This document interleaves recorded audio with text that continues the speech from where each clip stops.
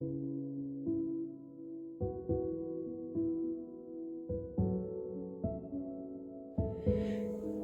à toutes. Alors je vais vous partager Actes chapitre 10 versets 9 à 23 qui est la vision de Pierre. Nous retrouvons Pierre en train de prier.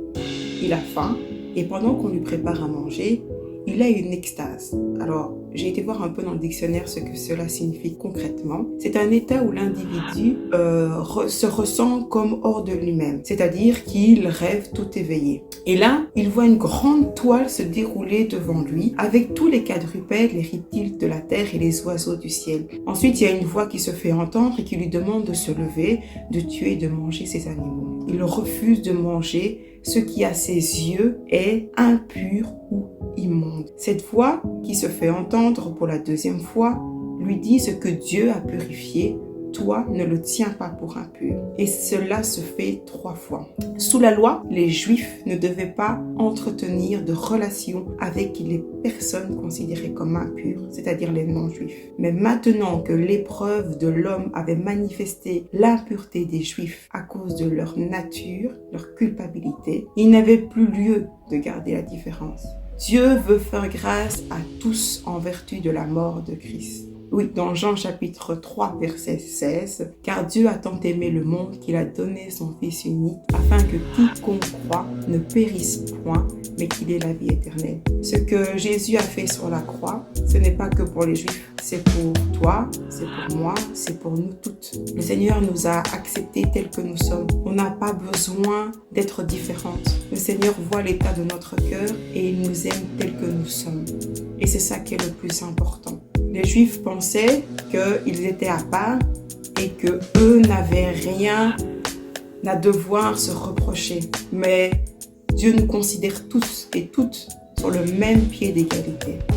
Alors ce que je trouve merveilleux dans cette vision que Pierre a, c'est que le Seigneur a un plan merveilleux pour Corneille et il va vraiment aplanir et permettre l'accomplissement de l'œuvre de Dieu malgré les difficultés, en rappelant à Pierre que la bonne nouvelle, n'est pas juste pour les Juifs, mais il est pour le monde entier. Quelle satisfaction pour le cœur de Dieu de faire connaître à Corneille son fils Jésus, sauveur venu pour abolir tous les péchés et le rendre participant aux bénédictions. Oui, l'œuvre de Jésus à la croix est pour nous tous. Et il nous accepte tels que nous sommes, sans aucun jugement.